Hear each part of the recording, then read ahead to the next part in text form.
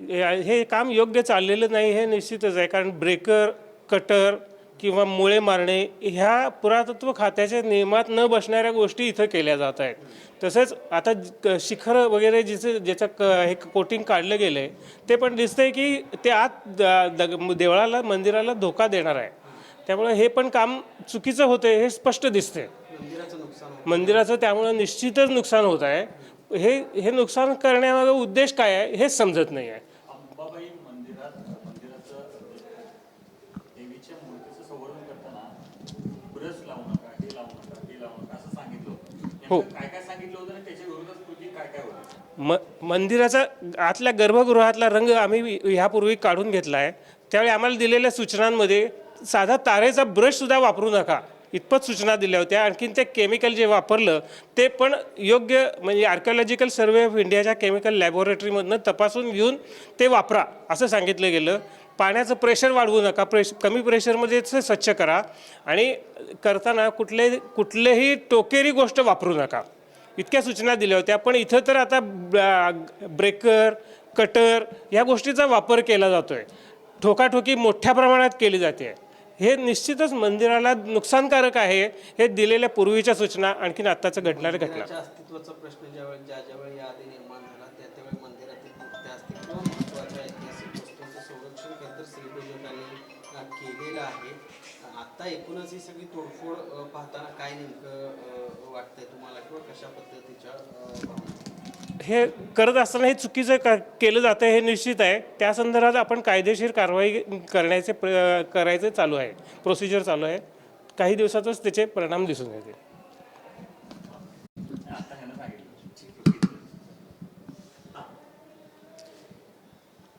पूर्वीच्या काळी मुघलांच्या जेव्हा स्वाऱ्या आल्या त्यावेळी पण आपण मूर्ती आमच्या घरामध्ये नेऊन तिचं संरक्षण केलं होतं.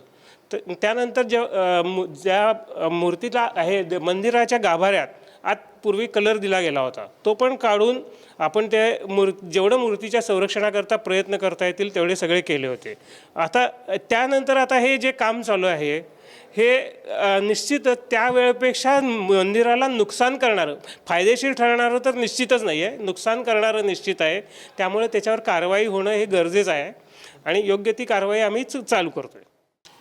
हे पहा, श्री करवीर निवासिनी अंबाबाई हे पुरातन मंदिर आहे आणि या मंदिराचं संवर्धन करण्याचं काम पुरातत्व विभाग करत आहे.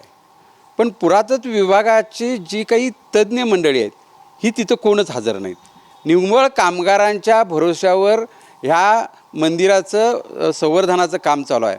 ते अशा पद्धतीनं चालू आहे की तिथं ग्राइंडर मारला जातो आहे, त्याला व्हायब्रेटर लावून दगड काढले जातात.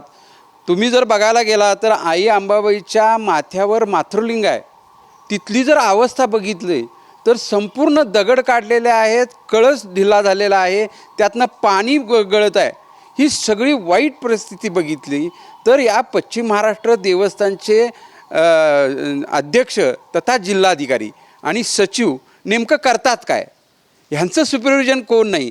पश्चिम महाराष्ट्र देवस्थानच्या दारातला 1200 वर्षापूर्वीचा जो तळ हे होता, हौद होता, तो हौद रातोरात काढला गेला.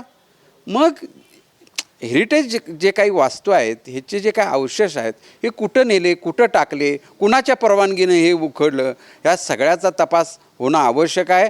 म्हणून आम्ही वेळोवेळी जिल्हाधिकाऱ्यांना जी काही घटना घडते ती कळवलेली आहे. माझं इतकंच म्हणणं आहे, कोल्हापूरचे किंवा महाराष्ट्रातले इतर राज्यातले हे अंबाबाई भक्त किती वेळा सहल ते काहीतरी मर्यादा आहेत. पण एकदा जर उद्रेक झाला तर ह्या सरकारला, ह्या जिल्हाधिकाऱ्यांना, या पश्चिम महाराष्ट्र देवस्थानला हे परवडणार नाही. कारण का देवस्थान कमिटीवर आता जनतेचा विश्वास राहिलेला नाही. देवाच्या दारातल्या चोऱ्या होतात, देवाचं मंदिरसुद्धा तुम्ही चोरून ते विद्रुपीकरण करत असाल तर आम्ही भक्त गप बसणार नाही. 61 लाख रुपये, 61 कोटींचा हा भ्रष्टाचार आहे. बाळूमामा देवस्थानमध्ये जी काही तिथले स्थानिक त्या पॅनेलवरची जी लोकं आहेत ह्यांच्यामधला एकमेकामधला हा वाद आहे.